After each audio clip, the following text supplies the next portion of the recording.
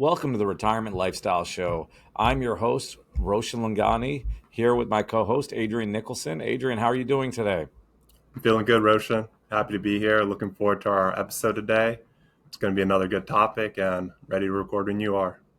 Yeah, I think this is a really timely one with what's going on with the markets. I think it will apply, at all times. Really, a lot of these are truisms, but we're going to cover the last chapter of Howard Marks's book, "The Most Important Thing," today. Chapter 20, called "Pulling It All Together."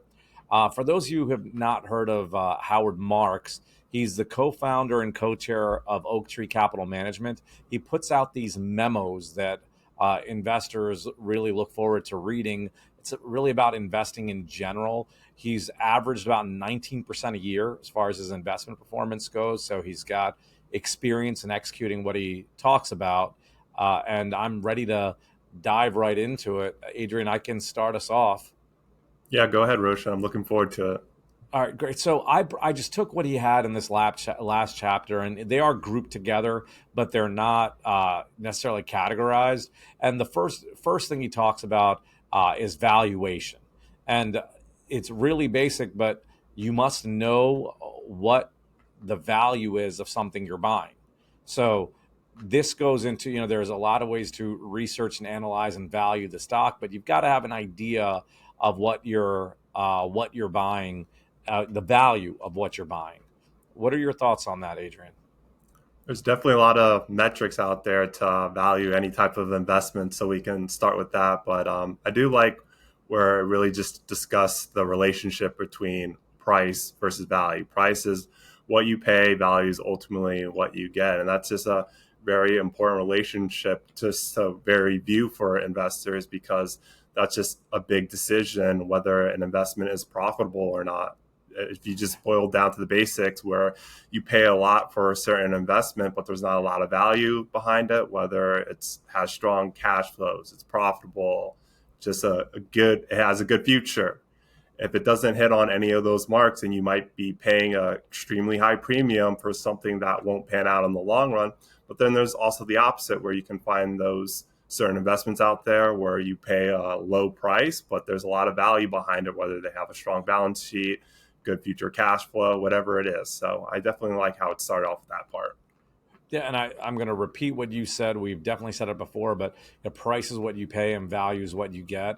While I'm reading this, I'm thinking a lot about what I think, and maybe what investors were always like, and maybe in part due to uh, shorter news stories, news cycles, etc. But I feel like a lot of people will talk about this stock went down, the price is low.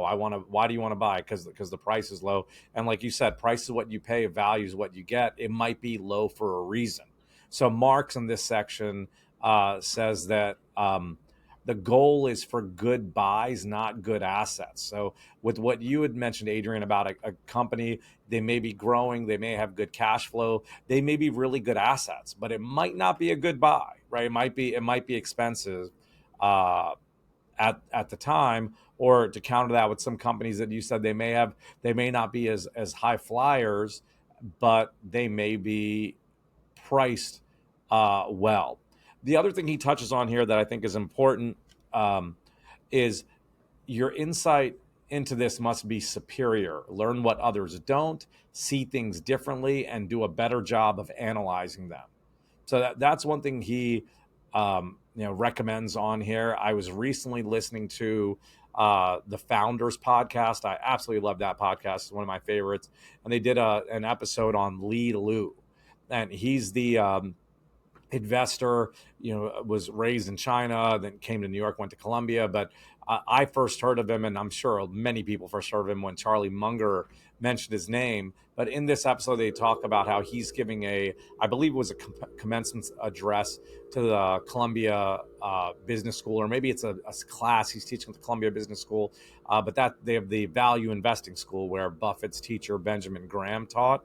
And they said he spent this whole time almost admonishing the students about how they need to work harder, research more, essentially turn over every rock. And that really, the timing of while we're going over the Howard Marks in that story, I think just lines up so well, where a lot of the stuff, going back to actually what Marx talks on about in an earlier chapter, is level one thinking, where you're saying, okay, um, the stock price is down, and I think that's why it'll go up. And this is really more basically level one thinking.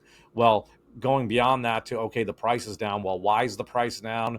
And if it is down too far, in your opinion, why will it go up, and what is it worth? I think that's what Marx is talking about first. And just it's so important. What is it worth, and why is it worth that number, based on your analysis, your research, and putting in more work there.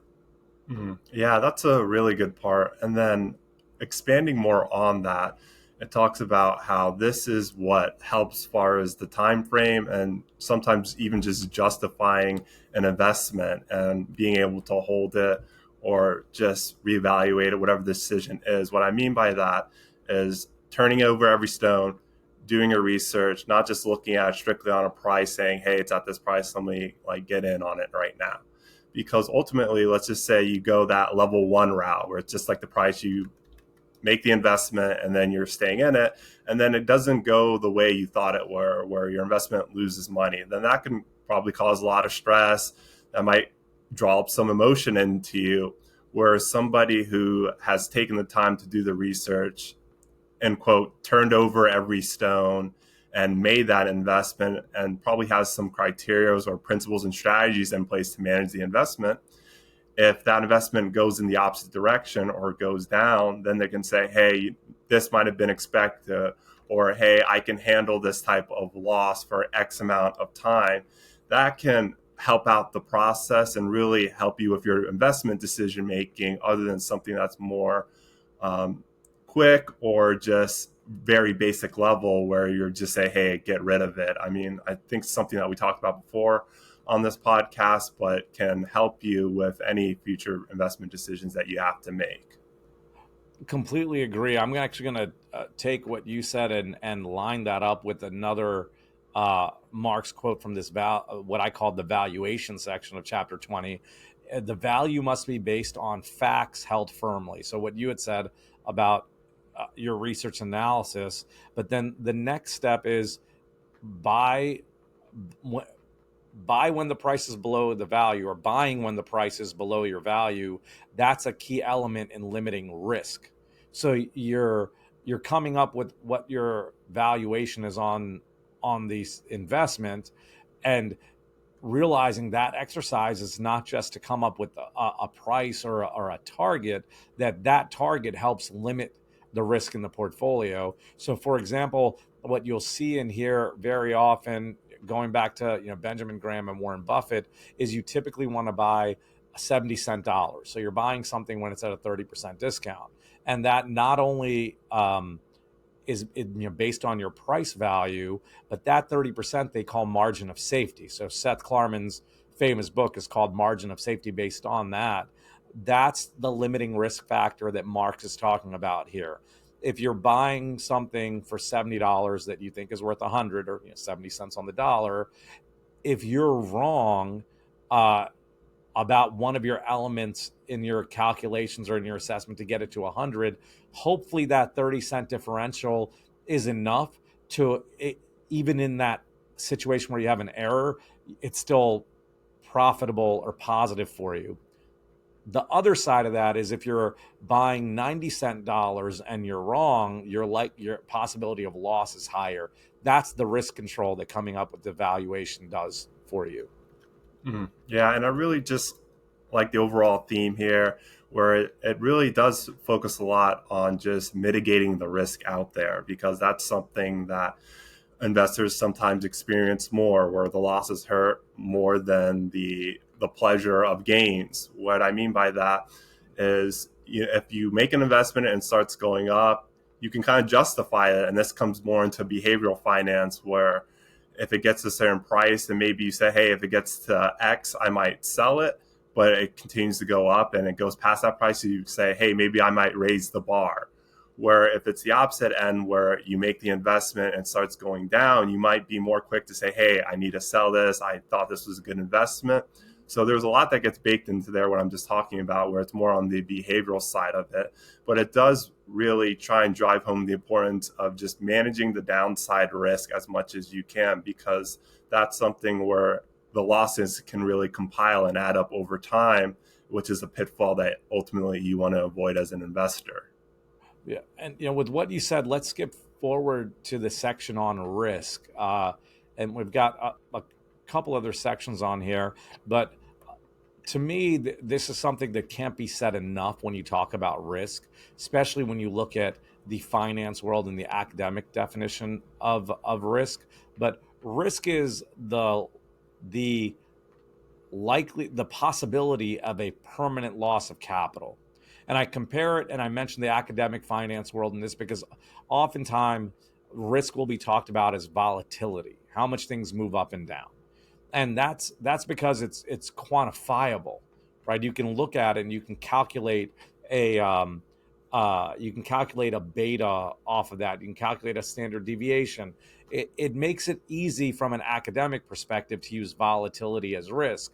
But in the real world, volatility isn't the concern. It's can you lose money, right? And volatility might be a good thing if you're taking advantage of a situation, a stock that's gone down a lot, and you think it's a buy now, that'll have a big standard deviation because it's gone down a lot.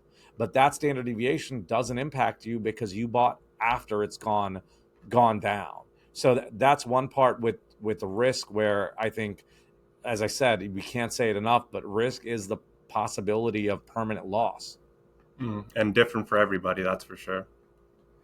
Well, so risk tolerance is different for everybody, right? How much risk are you comfortable with? But when I'm talking about risk, the definition now, I'm just saying what really is risk is how much can you lose, and and yeah, how much you'd be comfortable with that to be different for everybody. But I would look at that definition of risk being across all people, right? Risk is just can you lose money, and then Mhm. you make your decision of how much you're willing to risk based on your comfort level. Great. Yep. Thanks for expanding on that one, Roshan. Um, next thing he points out that I think is also very important, and I'm going to read this so I quote it correctly, but he's saying reject uh, increased risk bearing as a surefire formula for investment success, and know that riskier investments entail a wider possibility of outcome and a higher probability of loss. So you'll often hear people say higher risk means higher return. And he's saying, hold on, don't believe that. Higher risk does not always mean higher return. Higher risk means more variability, which could mean the higher probability of loss. And just to compare the two with risk is uh, I literally think of like roulette betting red or black. Is that riskier than buying a stock? I'd say yes, right? That's riskier, but because that's a higher risk, do you actually think you'd make more money? Would you take your money out of stocks and go to the roulette wheel and pick red or black, right? So that's where you've got to reject the that statement of higher risk means higher return. That's not always the case. Yeah, I mean, I definitely like having this conversation. It's very driven by statistics, and I think that's something too that can really help investors out there, depending on the one investment or if they're looking at their portfolio as a whole. Just look at the different range of outcomes or returns over the year. Does any one in particular stand out? Do you have a year where you were up around 30%? That's great. Keep it as is. But there's a year where you were down 30 or maybe 40%, and that negative return is something that will keep you from sleeping at night, then you have to make some adjustments. Although that 30% return was, great, it was fantastic for you, but ultimately that's what I think what we're having this discussion here. What are the ranges of outcomes, and how can you just kind of shorten that and keep it more contained? Can be very valuable and help you smooth out different type of market environments that are out there. Yeah, yeah, it completely does, and we will have a section on market cycles from here that I think will be will line up well with what you just described. I do want to finish the risk section first, though. Last one on this point that he has is that you have to know the loss potential and be willing to bear it only when the reward is more than adequate. Meaning, don't just consider the upside, consider the downside. And after you consider both, that's when you make the investment decision. It sounds basic, but going back to the first point of valuation, you can't possibly know or have an opinion on the up or downside till you know what it's worth, right? So you do need that first piece. Uh, I'm going to give you one more and then ask you a question on it. The next one is most investors think diversification is about owning many different things. Few understand that diversification is only effective if the holdings can be counted upon to react differently. Essentially, when one thing goes up and the other thing goes down conceptually, that's when you've got diversification, not just because you own a lot of items. Adrian, I feel like we deal with this frequently when we see a new client. Is that are you thinking about situations that we've been in when you hear this? I always do when I hear this described. Yeah, you can definitely sometimes see it with over diversification. Well, you can just talk about just two things: diversification versus concentration. And that's just something too that you have to look at pretty much on an asset class basis as well. But what I mean by that is when you think about diversification, it just means spreading your money across many different investments where if some do well and some don't, overall that smooths out the return where your return can be a little bit more consistent within whatever risk capacity or tolerance that you want to take with it. But that does dilute returns over time too, where again, that consistent return that you good might not be within those objectives that you're trying to hit with the portfolio return on a year basis, where you might have to look at being more concentrated as well. What I mean by that is if you're spread over across 100 investments, one investment's not really going to make that much of a change.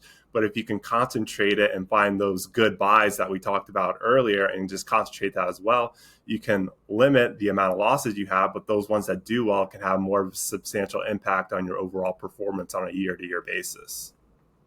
Yeah, and two concepts you hit on there. First, with the concentration versus diversification, we've talked about that a lot. Um, I do think that's where you've got to make a decision based on the individual investor does based on their comfort level as well as the opportunity set of investments available. But going a little bit back to what you had said about clients coming in, what I think of with this is we'll see people who'll come in and they'll have, 4 or 5 different accounts at different places and they'll think they're diversified. Then we'll look at what they own and they own the same thing everywhere, right? So they think they're diversified because they own this Vanguard fund, that Fidelity fund, this T. Rowe Price fund, but all the funds are large US stocks, and so they really just own the same things at 3 different places. So that's one thing for everyone listening. I think you can you can use that today. Look at your portfolio and see, do you actually have some sort of diversification, or do you just own the same things with different logos on your statements? Yeah, I mean, the term that you're really hitting on too is correlation. And we're starting to get really deep into terminology now, but that's just something that you can just have a starting point if you want to look more into, where correlation is just say you have two investments, and if this investment goes up, the other investment might go up, but not as much. And let's just do another example where this investment number one goes up, but the other investment goes down. And then on a different day, the one that was down is up and the one that was up is now down. That correlation is very key here with the example that you just talked about, Roshan, about earlier, Roshan, where this person has a lot of large cap US growth funds, whatever they are, across multiple different places, those investments pretty much are going to move very similar or the same. And even though you may think you're diversified because you own different investments at different places, those investments are going to be doing the same thing, where you have to look at sometimes investments that don't move exactly the same as each other. Yeah, and that's I deleted it just for time, but that's where in this section he goes on to discuss correlation. Um, Next thing he talks about is reliable gains. Once again, this is still in the risk category, and he says that aggressive investing can produce exciting results when it goes right, but it's unlikely to generate gains as reliably as defensive investing. And their motto at where Oak Tree, his company I mentioned before, is if we avoid losers, the winners will take care of themselves. So uh, he's very much, as we talked about risk and we talked about value, just really focusing on avoiding loss almost more than focus on the gains is what he's saying.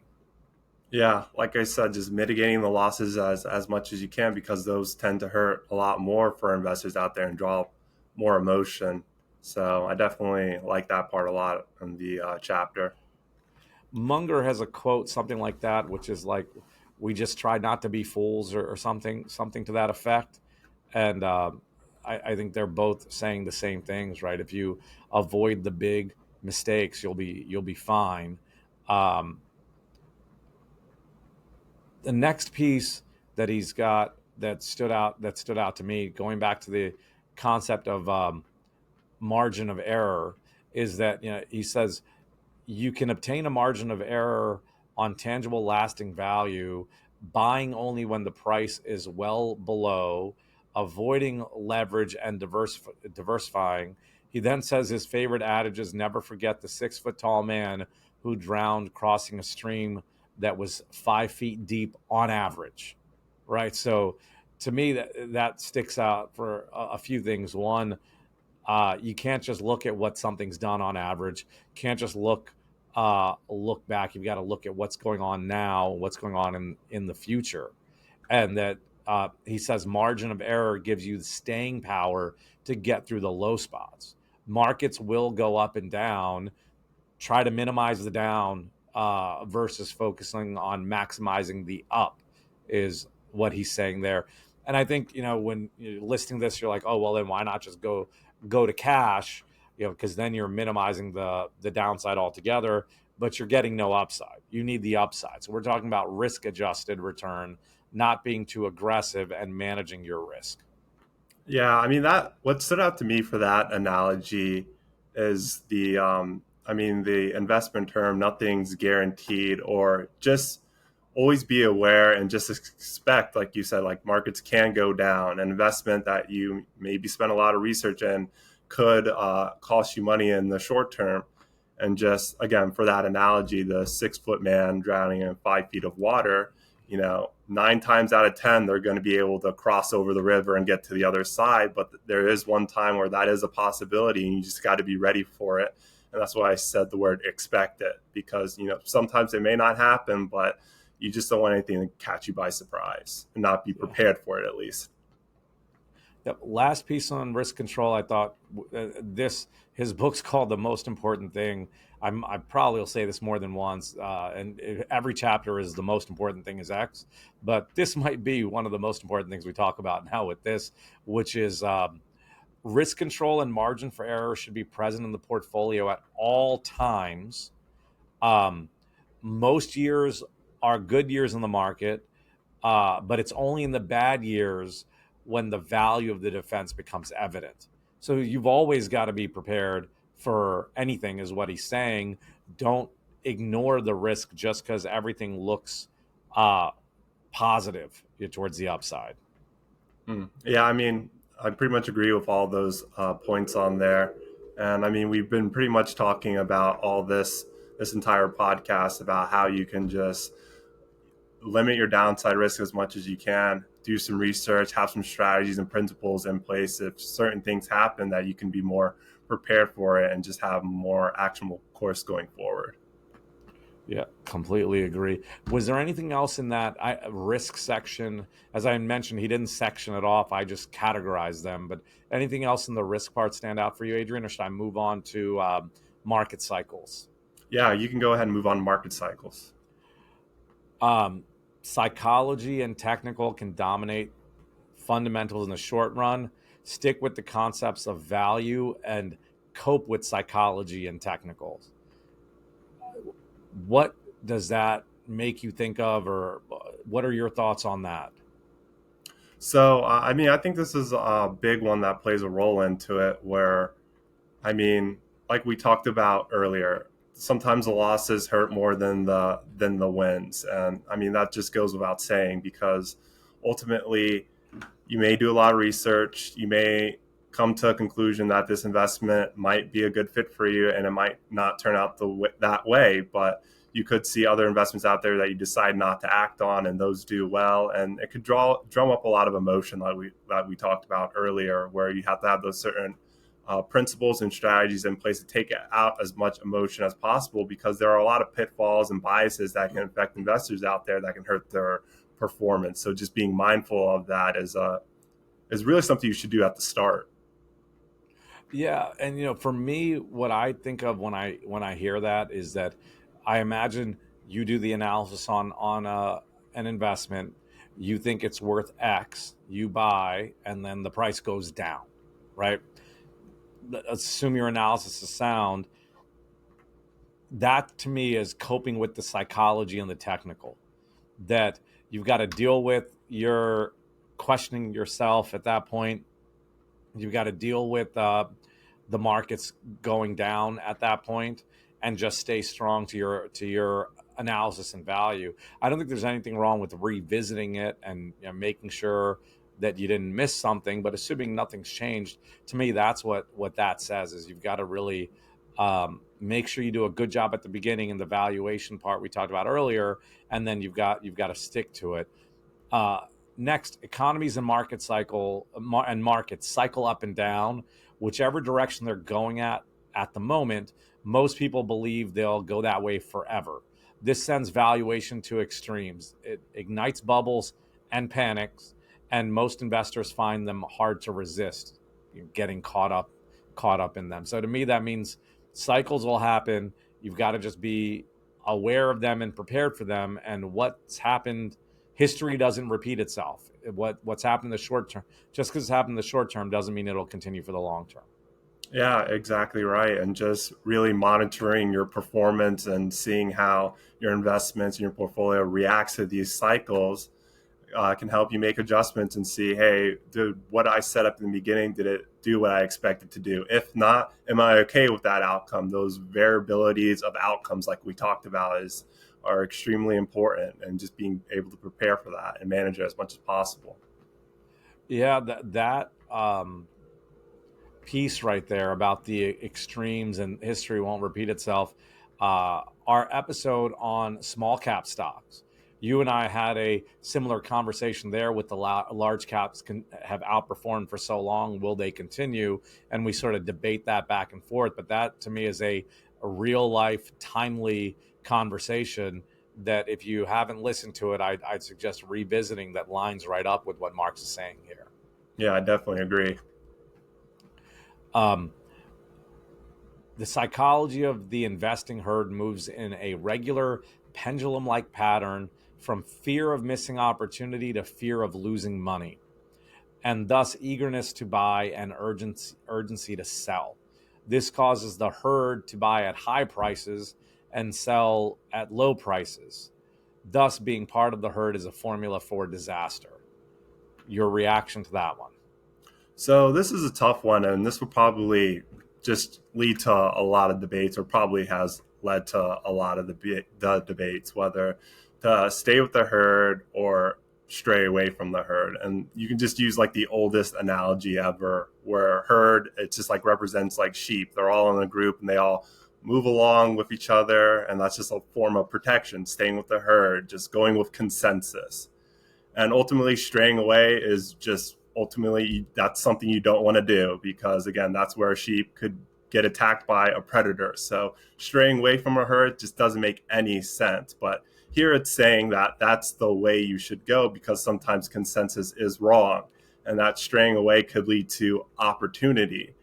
And I think that's just something that sometimes is right and then sometimes is wrong. It could go either way. And that's just really how it goes with investing. And that what we talked about in the beginning of the podcast. You can have a great investment, good valuations, but on the short term, it might not go right because just the markets, there were more sellers than buyers, and that's just why the investment went down for that day. But sometimes it might work out. So, I mean, ultimately, what I'm talking about for all of this is staying with the herd may be beneficial. You might have the fear of missing out, and that you could go with that investment. It could work out with you. But sometimes staying with the herd could lead you off a cliff. Maybe you got in at the wrong time. I think in the beginning of the chapter, it talked about how the wise person does it first and then the fool does it later on far as Yeah. an investment. I think that also plays a role in here. So just going back to the herd example, sometimes straying away may be beneficial because the herd was going off a cliff and you went in another direction and it seemed very profitable. I definitely like this section a lot, and I definitely see how it leads to a lot of debate, but I think the sheep analogy plays pretty well here. It does. I think Marx is definitively saying here, don't go with the herd.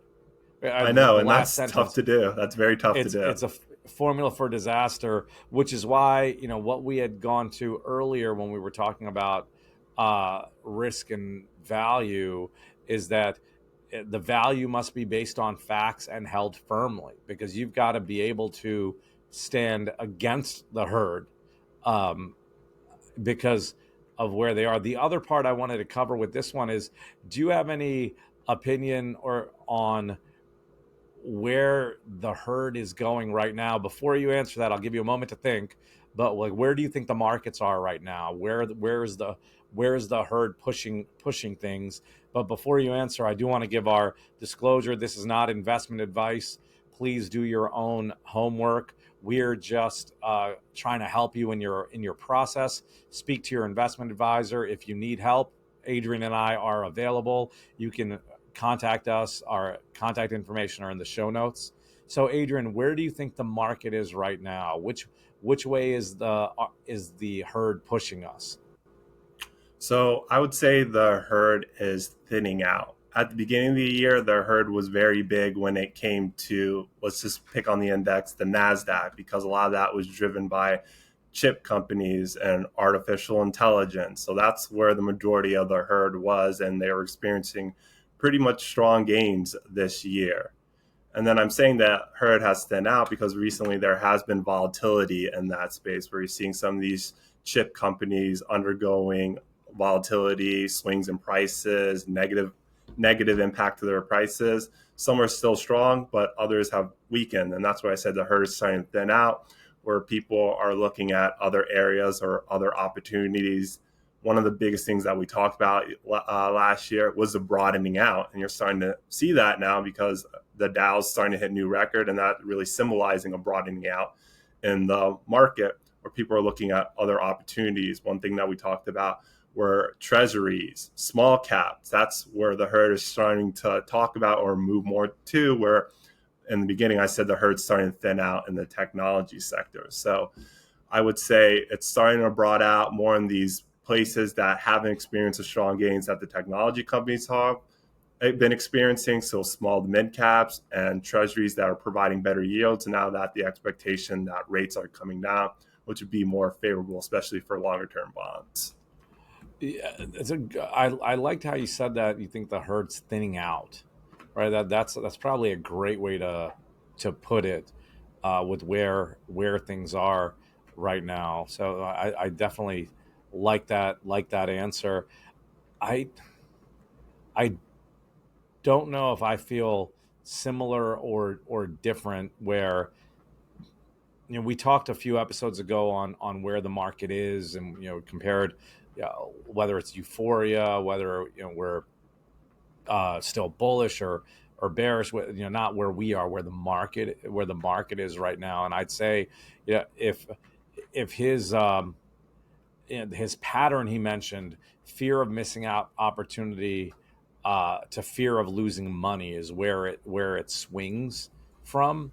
I think I think there was a time earlier this year, particularly in the AI space, where we were in a fear of missing opportunity space, where I do think people were, and not that I think AI is a bubble or anything like that, but I think that I was getting calls, just gauging it off calls I've get of hey, let's buy Nvidia. It's gone up so much. Once again, this is not investment advice at all. I'm just sharing with you some stories of what we've seen. Um, but and now I do think after the markets peaked a couple months ago, and then we had the yen carry trade, which if you're not familiar with that, please listen to our episode where we talk about the market volatility in August. So if I do think things have shifted away from that, but I don't think people are at the extreme of fear of losing money where at this point either. So I say we're somewhere in the middle, but closer to the fear of missing opportunity than the fear of losing money. Uh, would you agree or disagree with that? In that pendulum, fear of missing opportunity or fear of losing money, where do you think we're closer to? So I would say the fear of missing out is still prevalent in the Okay. market because, like I said, the herd has really thinned out when it comes to the more riskier assets or the more growth oriented parts of the market. But again, just seeing where we were a couple of years ago versus now, and especially if you just look more on the macro environment, one of the biggest things we were dealing with were inflation, higher interest rates, the talks of a recession. I don't think all that stuff is completely off the table anymore, but it is looking positive and headed in the right direction right now. So there are reasons still just to be optimistic. And again, there has been volatility in some of these investments that have done well, but again, earnings are still good, outlooks are still good, people are still optimistic over the long run. So, and I guess you really just have to take it by a day-to-day situation because information is always moving fast. One earnings report can really change it all, or one economic indicator can take it all. So that's why you have to take it on a case-by-case basis. But again, I would still say fear of missing out because things are looking a little bit better. We're getting better data out there. So just people trying to really capitalize again, like I talked about, the broadening out where people maybe have experienced that strong wave of being in chips or artificial intelligence. And they say, hey, I want to, look at these places that haven't recovered or haven't gotten back to their all-time highs that were negatively impacted. Let me see if I can find opportunity there. So people are still looking for opportunities and hunting for deals right now in this market environment, other than just being fearful in general of the markets. Yeah, I definitely. I think we stand in a similar place. I'll give you one of Marx's quotes on market cycle that line up with the question I ask. It's impossible to know when an overheated market will turn down or when a downturn will cease and appreciation will take place. But while we never know where we're going, we ought to know where we are. When other investors are unworried, we should be cautious. When investors are panicked, we should turn aggressive. So, going back to what we discussed, um, and this I think can be very useful to the listener when thinking about their portfolio. Right now, we basically said that it's not that investors are unworried, but they're closer to unworried than they are to panic, right? So this may be a time to be slightly more cautious. Time will tell. I'm never an advocate of jumping in and out. And once again, please contact your investment professional. Seek out advice to yourself. This is not investment advice at all, but interesting to his thoughts and what we're saying with uh, where we are. I do want to go back to your quote that you mentioned, Adrian. It lines up here really well, also. But he said most trends, both bullish and bearish, eventually become overdone, profiting those profiting those who recognize them early and penalizing those who are late to join. Uh, his number one adage that lines up with this: what the wise man does in the beginning, the fool does in the end. So, uh, just another point on market cycles there.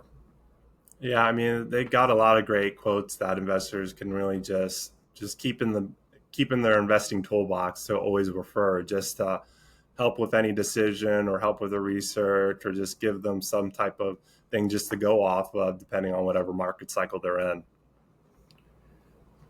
Yeah. Last piece I'll touch on here, and then we'll jump to the next section. But he says buying based on strong value, low price relative to value, and depressed general psychology is likely to provide the best results. Even then, however, things can go against us for a long time before turning as we think they should. Underpriced is far from synonymous with going up soon. So I think this is, there's one more piece on this. He said his second key adage, being too far ahead of your time is indistinguishable from being wrong. It can require patience and fortitude to hold a position long enough to be proved right. So this is, I think, very, very valuable. Just because something's cheap doesn't mean the price will go up, right? Yeah, I definitely agree with that one. So you've got to be willing, as we said at the beginning, have your valuation, have conviction behind it, and make sure you've done a good job. So with your research and analysis, on that valuation, so you're comfortable if it doesn't go back up, and you've just got to sometimes wait it out. And the last piece, actually, I've got two pieces on here that I think are valuable on forecasting. He says that in both economic forecasting and investment management, it's worth noting that there's usually someone who gets it exactly right, but it's rarely the same person twice. The most successful investors get things about right most of the time, and that's much better than the rest. So you're not going to get it all right. You're not going to be able to predict where things are headed. Let me actually read the second point on forecasting, and then get your thoughts, because I think he just says it better than I was about to say it. Um, few people, if few people, if any, know more than the consensus about what's going to happen with the economy, the interest rate, and market aggregates. Thus, investors' time is better spent trying to gain a knowledge advantage regarding the knowable industries, companies, and securities. The more you focus on the micro, the greater likelihood you'll learn things others don't. So he's saying, don't forecast, don't waste your time reading about forecasts, spend your time looking into the individual companies or individual opportunities. Yeah, I agree. Like you said in the beginning, turn over every stone, and that part about being right. I think that's a good one. Something that we discussed too is market timing. I think this is a good warning for investors out there. You might be able to maybe predict the top of the market or the bottom of the market, so when to get in or when to get out. But having to make that decision a second time, just going the opposite direction, is even more difficult too. So I think that's just a good one for investors to understand as well. Yeah, and I find this is another one that really stands out to me. Really, one of the highlights I think of this episode. I've talked to many people. I know myself. Many investors have made the mistake of trying to forecast where the economy and where the markets will head, that kind of thing. And I've sworn to myself I won't spend time on it anymore. Adrian, when we're having our episodes that, and for those of you who are listening, we did an episode.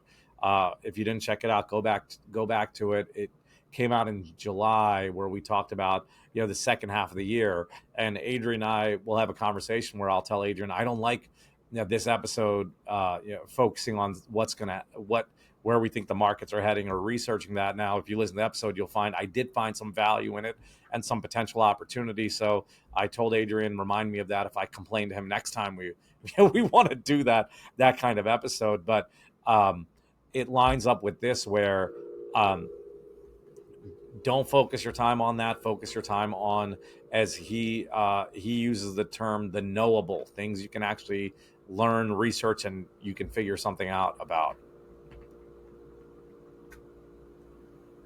And the last bullet point on here, this section, I called this section investment skill. But for an investor to truly add value, we've got to see if they can do it in all cycles. Can an aggressive investor keep from giving back their outperformance when the market turns down? Can a defensive investor participate in the markets when it goes up? Marx talks about in his book how his goal is he wants to be in line with the markets when they're going up, and when they're going down, he wants to lose significantly less. So, can you maintain it through all cycles? And he really has a good case for advocating for his style, which is being more defensive, so that in the outcome, if you don't lose, you'll do better than if you make more and lose a lot at down times. Yeah, just seeing how your strategy holds up in a market cycle is very vital there. Because like you said, if the market's doing really well, he wants to keep pace with it. And if it starts going down and he starts losing more than the market, then maybe he has just identified that his strategy in place needs to be adjusted, because his goal was ultimately to go down less than the market. And if he's able to achieve that, then he knows he's right on track and right where he needs to be. Yeah, I agree with what you said. I think you did a great summary of what he was saying. And for people who are listening and don't know Howard Marks, or this is new to them, I think really the focus on being defensive and being cautious is useful. The mention of not trying to focus on the macro or timing the market, it all starts with valuation, and just to expect the cycles. I think this is very helpful. Once again, the book is called The Most Important Thing by Howard Marks.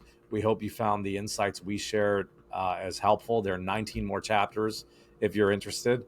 And thank you for joining us. Please like, subscribe, give us 5 stars. We'll be back next week with another great episode.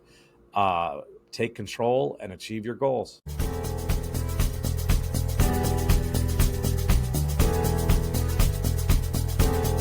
Schedule a conversation with Roshan, Adrian, or Eric today at retirementlifestyleshow.com. Roshan and Eric are certified financial planner practitioners. They, along with Adrian, are investment advisor representatives and serve clients across the U.S. with financial planning and investment advice through Arete Wealth. If you found this show helpful, gained knowledge, or enjoyed the time you spent with us, tell your friends and leave us a 5-star review.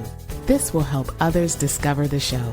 To access our show notes, to download any of the tools mentioned in today's podcast, to ask us a question, or to schedule a conversation, go to retirementlifestyleshow.com. All opinions expressed by podcast hosts and guests are solely their own. While based on information they believe is reliable, neither Arete Wealth nor its affiliates warrants its completeness or accuracy, nor do their opinions reflect the opinion of Arete Wealth. This podcast is for general informational purposes only and should not be regarded as specific advice or recommendations for any individual. Before making any decisions, consult a professional. The show hosts offer investment advice through Arete Wealth Advisors, LLC, an SEC-registered investment advisor, and securities through Arete Wealth Management, LLC, member FINRA, SIPC, and NFA. Finally, our music is The Chance by Jason Shaw and Audionautics. It's part of the YouTube audio library, and it's licensed under a Creative Commons license. I am Ray Voices. Thank you for listening.